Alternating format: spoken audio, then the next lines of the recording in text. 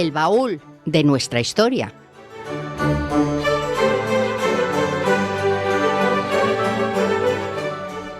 Y aquí estamos abriendo el baúl. Y hoy el baúl lo abrimos pues al son de la música. O sea, lo que vamos a hablar hoy tanto encuadraría en esta sección como en la de música, maestro. ¿Por qué? Pues porque escuchando la zarzuela El Barberillo de Lavapiés, música de Francisco Asenjo Barbieri y el libreto del Luis Mariano de Larra, no confundir con Mariano José de Larra. Luis Mariano era hijo de Mariano José de Larra. Por si alguien no sabe o no recuerda quién era, fue una de las figuras de la literatura romántica en España, que se suicidó allí en la calle de Santa Clara, allí detrás de la iglesia de Santiago y San Juan Bautista, de la que tantas veces hemos hablado. Bueno, pues ahí hay una placa que recuerda pues este luctuoso suceso, ¿no?, que se suicidara allí. Bueno, pues su hijo es el libretista de esta zarzuela. Él se dedicó bueno, era funcionario, fíjate, porque el padre escribió aquella frase criticando a los funcionarios: vuelva usted mañana. No sé si sabes tú, era un artículo. No estaba muy al corriente. Bueno, pues su hijo... Larra se estudiaba mucho en literatura en aquellos tiempos nuestros. No tengo mucho recuerdo de la clase de literatura. Tú eras más técnico. Sí, yo era más de clase de historia, de geografía y literatura. Bueno, esas son humanidades que incluye la literatura. Yo creía que eras de matemáticas. No, que va. Física y química. Cualquiera que te me conozca. Dibujo técnico. Se está riendo. El dibujo técnico, porque llegas a él desde el dibujo artístico, que era lo que a mí siempre me ha arrastrado y gustado. Entonces acabas como ilustrador y bellas artes no pude hacer, acabé en artes aplicadas y oficios artísticos, y ahí desarrollé bastante la parte técnica de dibujante, y acabé como currando de delineante toda mi vida. Currando de delineante y haciendo esas ilustraciones tan preciosas. Sí, en mi tiempo libre también desarrollé mi parte ilustrativa. Bueno, pues hablemos del Barberillo de Lavapiés y por qué sale aquí. A ver, nuestro amigo Alberto Bonpreci nos dijo aquí en estos estudios que la espada ponía la historia en la mano, pero yo creo no solo la espada, el caminar y hasta la música. O sea, nuestra zarzuela nos pone también en la mano la historia, y aquí el Barberillo de Lavapiés pues nos la pone. Eso está clarísimo y vamos a explicar un poquito. El compositor del Barberillo de Lavapiés es Francisco Asenjo Barbieri, que había nacido en Madrid el 9 de agosto de 1823 y falleció también en Madrid el 17 de febrero de 1894. Fue compositor, musicólogo, crítico y director. Y es una de las personalidades más importantes del siglo XIX y de toda la historia de la música española. Reformó el teatro lírico y restauró la actividad musical y concertística en Madrid.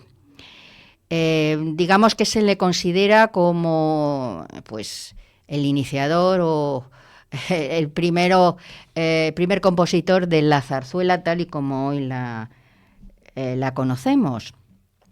La zarzuela, ese género pues tan nuestro y que se llama zarzuela porque se empezó a representar en el teatro el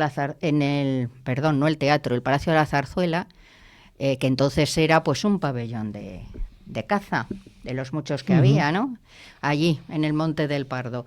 Bien, él tiene una producción muy numerosa, pero las dos zarzuelas que han llegado a nuestros días es El Barberillo de Lavapiés y Pan y Toros. Hay que decir que tuvo un discípulo ilustre que fue Federico Chueca, que fue una figura en el género chico. O sea, quien no recuerda Agua, Azucarillos y Aguardiente, La Gran Vía, que cuenta la polémica previa pues a las obras de la Gran Vía. Fue un proyecto que estuvo... Un día tenemos que hablar de la Gran Vía. Sí, estupendo. Fue un proyecto que estuvo muchos años, que ahora era necesario abrir ahí una avenida. Sí, la verdad es que de las primeras ideas sobre la Gran Vía hasta que se empiezan las obras pasan décadas.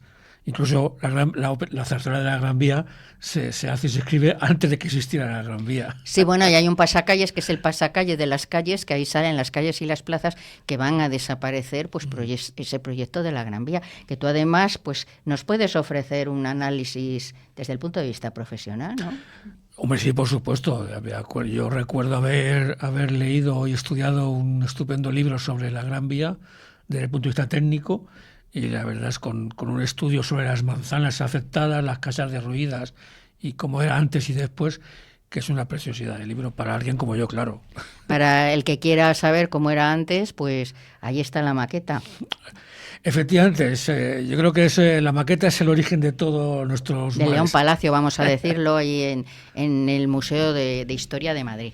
Bueno, ¿y qué cuenta el Barberillo de Lavapiés, o por qué hoy sacamos a colación el Barberillo de Lavapiés?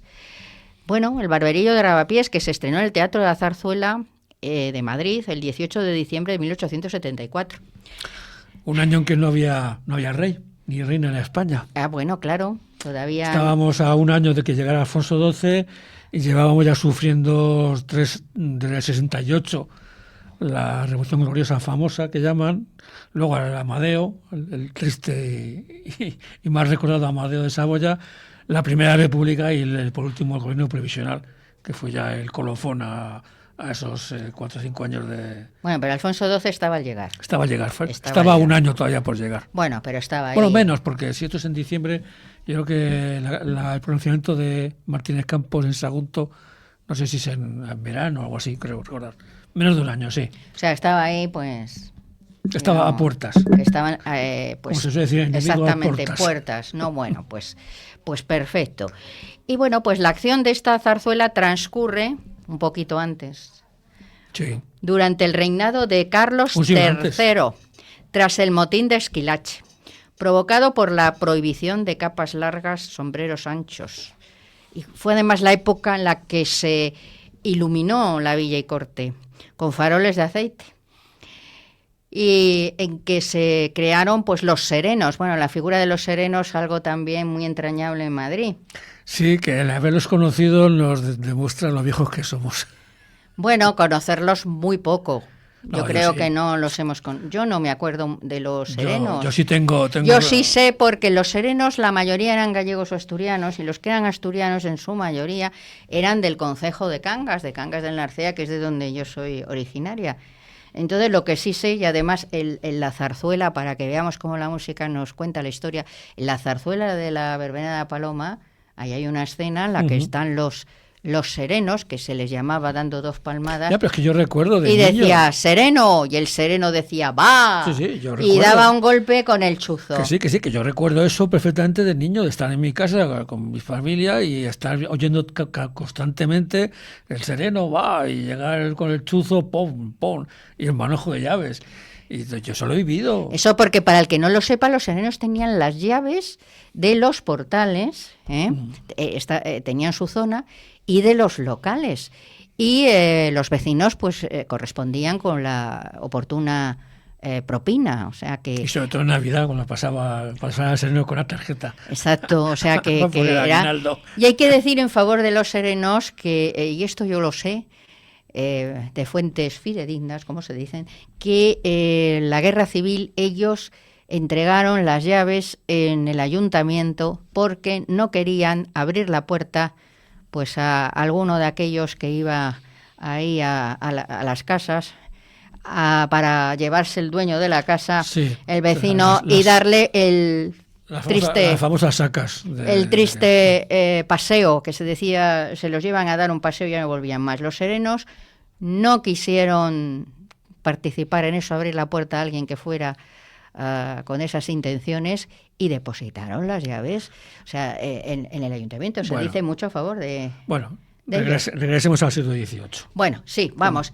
Bueno, el argumento, pues ya os he dicho que se desenvuelve en esa época del motín de Esquilache, que ahora nos va a cantar Paco lo que era aquello y los antecedentes y tal. Y en un ambiente castizo, Cuenta en 3 actos pues 2 historias de amor, una de los plebeyos, o sea, el pueblo llano, que es Lamparilla, que es el barberío de Lavapiés, y Paloma, una modistilla, y otra de nobles, que es la Marquesita, que es seguidora de Florida Blanca. Y don Luis, partidario y sobrino de Grimaldi. Nos vas a contar todo esto. Bueno. Rival político de Florida Blanca. Y bueno, pues ahí hay un clima conspiratorio, con picardías, crítica social y política, y etcétera. Y hay un coro, el coro de los estudiantes, en el que se hace referencia a los valones y los suizos. O sea, que habla, pues dice así, ese coro, dicen parte del coro, no vamos a recitar todo. Este es el coro cantado por la parte masculina, ¿no? Dicen que las buenas mozas en Madrid han decidido el gastar en vez de lengua una espada de 2 filos, y si hay guerra en este invierno, los valones y los suizos llevarán en vez de espada guardapiés y rebocillo. El rebocillo era una mantilla con la que... Es una falta de respeto a la tropa, decirle que van vestidos como mujeres. Bueno, sí. Es que, no les tenía mucha simpatía por lo que se ve a los balones y a los suizos, que ahora nos vas a contar qué es. Bueno, hay gente que se lía con esto de los balones y los suizos, entonces no sabe muy bien si esos balones son balones, o sea, una pelota, o que, bueno, pues son los varones. Y yo he llegado incluso a oír los varones y los hijos. No sé si dicen los varones y los hijos de los varones, no sé cómo lo interpretan. Bueno. Entonces vamos a ver, efectivamente, pues ha habido balones y suizos, nos lo va a explicar. Sí. Bueno, cuéntanos lo que quieras. No, a ver, más que nada para entrar un poquito en materia. En el ejército español, como en el francés, había unidades de tropas que eran extranjeras, y entre ellas los valones eran parte de la Guardia Real de Infantería y los suizos eran parte de contratas que hacíamos en los cantones católicos de Suiza de regimientos totalmente suizos. Eran todos ellos, esos 2 regimientos, el de los Guardia Valona y cualquiera de los 4 suizos que había en aquella época, eran todos tropa extranjera.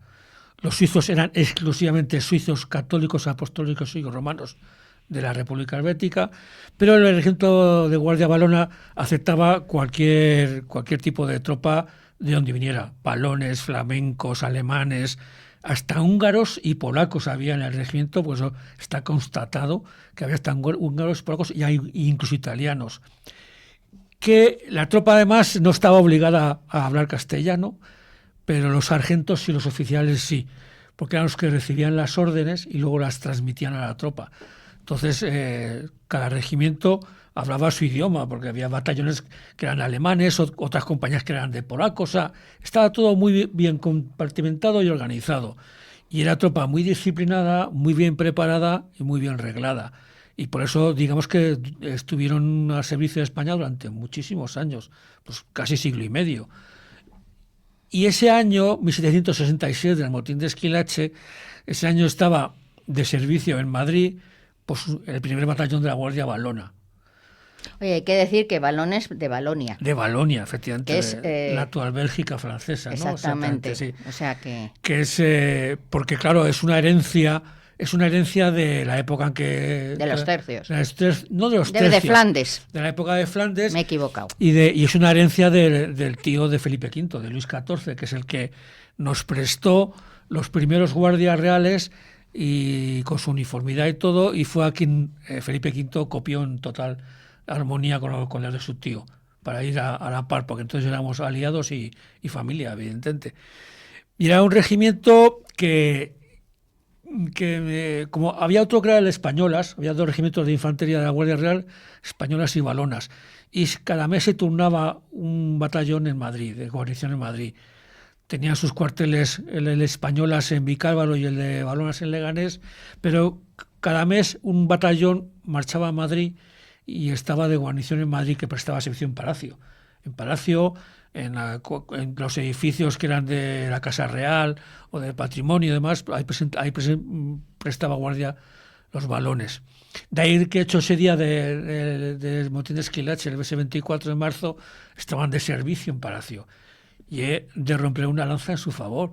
Es la compañía que está de guardia en Palacio, su única misión y único objetivo era preservar el palacio y sobre todo al rey que estaba dentro. O sea, por encima de todo y de todos. O sea, si viniera quien viniera, su única misión era proteger la entrada al palacio y proteger por ende al rey. Porque en palacio dentro estaba acompañada de alabarderos, que era la que prestaba sido dentro, pero fuera de palacio, extramuros, estaba la compañía de la Guardia Valona, que hacía guardias, hacía servicio, hacía rondas y prestaba todo lo que era la protección de palacio. Y ese día, cuando se presentó la multitud de madrileños, convertidos ya todos ya totalmente enfervorizados y ya todos... ¿Y por qué estalla el motín? Bueno, el motín de Esquilache estalla por dos motivos. El primero y el más larvado es el que sufre Madrid, como mucha España, por años de sequía y de malas cosechas, que eso, claro, conlleva subida de precios, falta de productos, y de hecho ese año 66 se está constatado que en ciudades como San Sebastián y Zaragoza los motines son realmente importantes y son completamente reprimidos por el ejército español. Pues en Madrid pasó igual, solo que en Madrid la única tropa que había era la Guardia Valona, y por eso digamos que la rebelión y el levantamiento popular tuvo más renombre y más publicidad. Entre el run de no es una hambruna mortal, pero es una miseria larvada por esas condiciones, el ver hecho de cómo la corte, los aristócratas y demás, pues siguen viviendo a su aire y a su ritmo de vida, pues claro, eso te va creando un malestar. Y cuando Esquilache, en un mal día que tuvo, se le ocurrió, con buena intención, o sea, la intención de Esquilache era la de dar un salto de modernidad a la corte española. Lo que te decías, limpiar las calles, crear un alumbrado público y sobre todo, pues eso, convertir a los madrileños en gente, digamos, ilustrada. Bueno, Carlos III estaba muy preocupado por esas cosas. Bueno, Carlos ¿O III, no? Sí. hombre, sí, porque venía de Nápoles, donde él ya había impuesto toda esa política y había dejado Nápoles muy civilizada. Y llegar a Madrid y verse las calles sucias, a oscuras y con esa gente... Porque era la época esa del agua, ¿va? Hombre, por supuesto, y durante muchos años el agua va todavía quedaba, era ¿no? una costumbre totalmente imperecedera. Pues es que ya se tuvo esa mala idea. Pues, más que mala idea, no, tuvo esa mala ocurrencia. Porque claro, Madrid llevaba siglos con las gentes patibularias y de los barrios bajos, amparándose en esas capas largas y embozadas y esos sombreros de la ancha, y claro, pues eso les quitaba, les privaba de su privacidad, va la redundancia. Y claro, pues se pusieron en contra. Y entre unas cosas y otras, el malestar iba en aumento. Y todo estalla el día el 24 de marzo, que es cuando un patrulla de la guardia para unos madrileños embozados y les obliga, pues eso, a desembozarse, a recortarle las capas y plegarle los sombreros. Eso crea un malestar. De repente alguien dice qué injusticia, o a por ellos, y ya se arma el alboroto. Claro, a los pobres guardias los apalean, se consiguen, no les matan, pero acaban maltrechos, y la gente, pues claro, se va uniendo a la protesta. Ya sabes cómo es Madrid, cómo son los pueblos. Sí, bueno, cómo es España en general. Y desde lo que es Lavapiés a lo que es la zona de Palacio, pues claro, se va la gente calentando, se va uniendo mucha gente siempre de baja estofa, delincuentes, malandrines, bueno, y toda esa gente que se apunta a un bombardeo, ¿no? Y llegan a Palacio, y en Palacio, claro, en Palacio, pues su intención es entrar en Palacio porque quieren. No sé si lo que quieren es apalear a Esquilache o al rey, no me consta eso, pero que sí que quieren es plantarse ante el rey y plantearle sus cuitas y sus quejas. Claro, eso la Guardia Valona no puede permitirlo, en absoluto, no puede. Y sencillamente, pues la compañía que está de guardia, pues forma delante de la puerta y aguanta el tirón de la provocación, los insultos, de las agresiones. Y no es hasta que esa plebe convertida en chusma ataca a la Guardia Valona, la ataca físicamente. En chusma, o sea, así de claro. Claro, es que la plebe, cuando pierde el norte y pierde el control, se convierte en chusma, y todos sabemos lo que es una chusma descontrolada. La Guardia Valona resiste, no hace una escabechina como podía haber hecho. De hecho, la Guardia Valona, yo creo, desde mi punto de vista, se comporta con bastante autoridad y decencia. No, podía haber hecho una escabechina, podía haber sofocado la rebelión a sangre y fuego, pero no lo hizo. ¿Qué ocurre? Que los madrileños se dan cuenta de que no van a poder pasar, de que es inútil y que eso va a llevar a más, y se retiran. Afortunadamente se retiran. El rey lo ha estado todo viendo desde Palacio y, claro, queda muy alterado. O sea, el susto en el cuerpo del rey es No tiene que imponer esa situación. Constatado por todos. Tú dentro de un edificio, aunque sea un palacio, y ahí ver aquella claro. chusma, como tú dices, efectivamente estoy de acuerdo, eso tiene que imponer. Es que si esa chusma hubiese franqueado la guardia y hubiera entrado en palacio muy calentada y muy desaforada, podía haber hecho una auténtica desastre en el palacio. La Revolución Francesa. Podía haber sido un previo, sí, efectivamente. Pero además eran esos tiempos en los que claro, había un ambiente queda apenas revolucionario. una década y pico para la Revolución Francesa. Y además la Revolución Francesa es lo mismo, es la miseria del pueblo, el hambre, lo que hace que se acaben rebelando y acaben levantando. Pues aquí igual.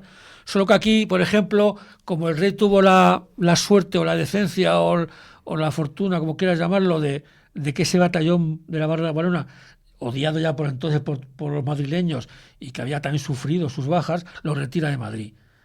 Eso hace que el pueblo pues piense que ha ganado, que ha triunfado sobre la tiranía de los balones y todas esas cosas, y lo celebre y lo disfrute. Además, Squillace no sé si es destituido o presenta la dimisión. El caso es que el pobre hombre regresa a Italia totalmente destruido anímicamente, porque además su casa la han saqueado. Porque claro, lo primero que hace la chusma es saquear las casas y los lugares en los cuales piensan que los aristócratas se han apropiado de sus intereses, y la casa de Squillace es saqueada. Desaparece de ahí Squillace del panorama español. La Guardia Barona sale de Madrid, pero volvería, porque era parte de su cometido, y Madrid se tranquiliza, afortunadamente. Posiblemente del depósito de granos que está en Recoleto se reparte grano y pan para las gentes, y eso tranquiliza los ánimos. Carlos III, de todas maneras, no acabaría esas jornadas tranquilo, en absoluto. También saldría de Madrid. Huiría de Madrid porque no sabía cómo iba a responder en los siguientes días, y salió de Madrid. No volvió a residir en Palacio. A partir de entonces estaba siempre entre Aranjuez, La Granja o el Escorial, pero en Palacio no volvía a residir, del miedo que sacó de aquel día, aunque eso luego no se cuenta en historia ni se vean las películas. Y bueno, pues al mes o 2 meses, cuando todos tranquilos, vino la represión. Era lógico, no se puede uno rebelar contra el rey, poner su vida en peligro y encima presumir de ello en las calles. Y hubo muchos participantes que acabaron presos, exiliados, porque en aquella época te cogían preso y enseguida te mandaban para Cádiz o a Ceuta o incluso hasta América, te mandaban. Si eras reo de casi algo. Mejor irse a América, ¿no? No te creas, irse a América... América preso. Irse a América preso no es como ir de viaje. O sea, no iban como salen algunas películas que les decían, no se queda aquí preso.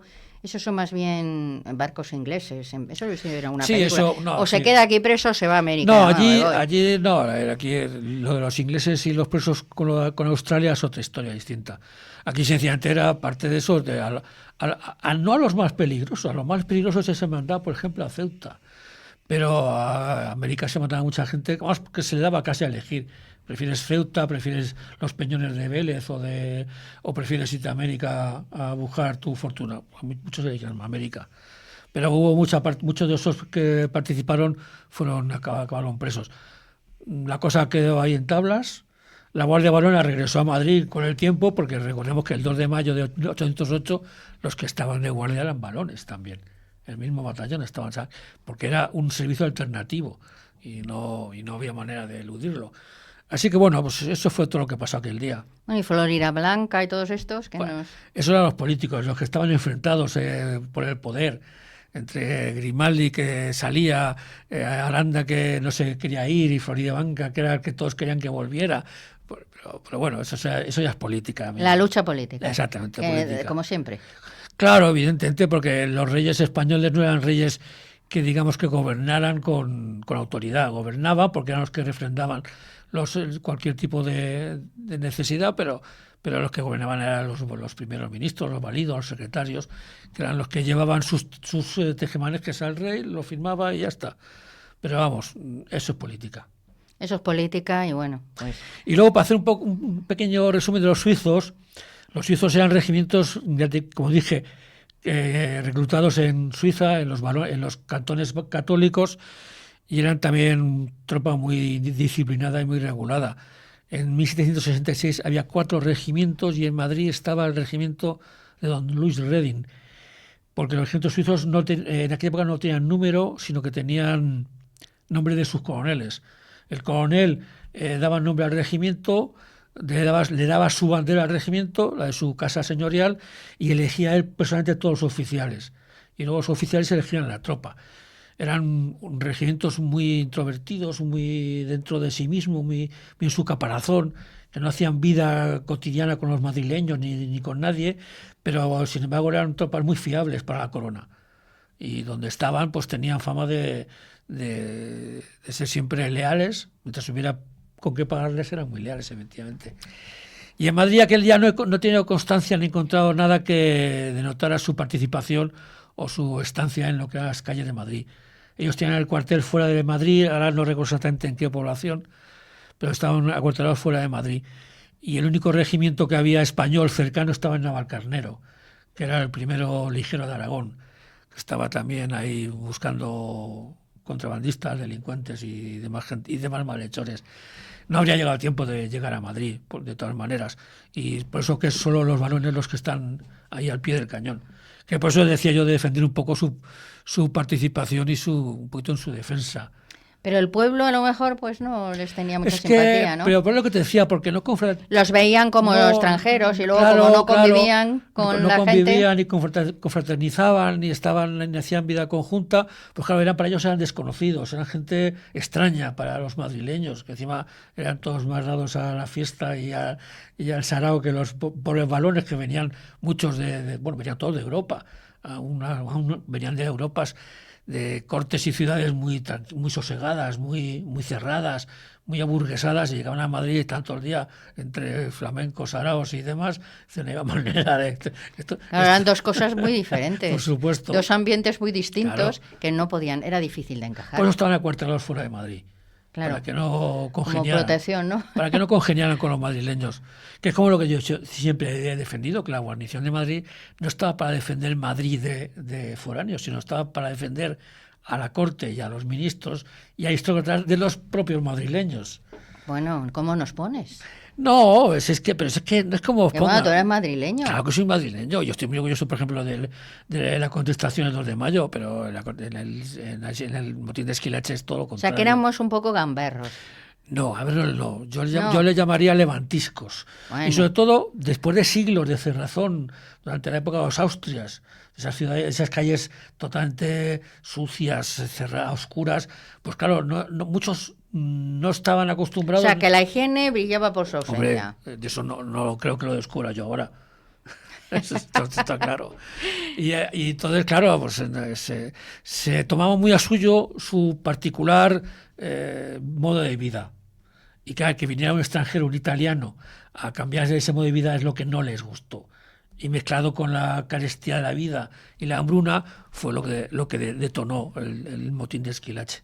O sea, la carestía de la vida ya ha estado siempre. Hombre, claro, por supuesto que sí. No es algo nuevo. Exactamente, solo que en aquella época era muy mal llevada porque no había muchas cosas que comer, aparte del pan y el vino y el aceite o el ajo para mojar, y muy poca gente comía carne o verduras. Verduras sí, porque era más fácil, pero carne muy poca gente, ya os digo pescado. Pescado era sencillamente un lujo inasequible. El pescado, el único que llegaba pues era el pescado seco, el bacalao. Claro, entonces claro, pues... pero tampoco estaría estaban acostumbrados al alcance de la gente. Acostumbrados a esa manera de vida, a esa carestía.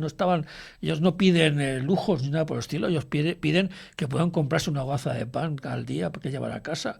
Es lo único que piden. Y claro, si de repente te suben el precio de esa hogaza de 5 maravedíes a 50, que es lo que ganaba un campesino en un día, pues claro, no era posible. Además, en aquella época que las familias eran muy largas. Muy largas. Familias grandes, claro. Con proles largas y hambrientas. ¿Sí?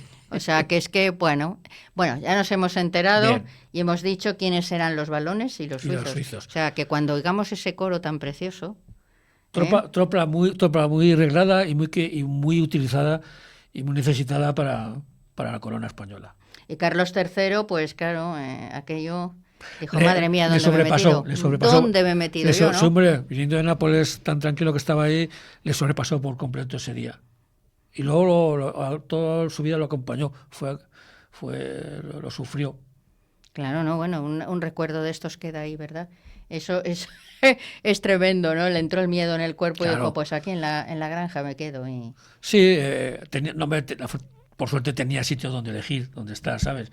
No es como si no existieran los palacios de alrededores, ¿sabes? Entonces tenía donde poder seguir reinando. Sí, no se quedó en la calle, eso está clarísimo, pero bueno, ahí está. Pues oye, ya la gente cuando escucha este coro y quien lo cante, pues que diga, claro. Bien, balones y que suizos. No juegan la pelota entonces. No son una pelota ni los hijos. Ni esos bollitos suizos tan ricos y tan famosos que yo comí de pequeño. No, son muy ricos los suizos. Ahora yo creo que hay menos suizos por ahí. No muy pocos sitios hacen suizos. Pocos sitios hacen suizos. Bueno, en la pastelería del Pozo sí hacen suizos y muy ricos, por cierto.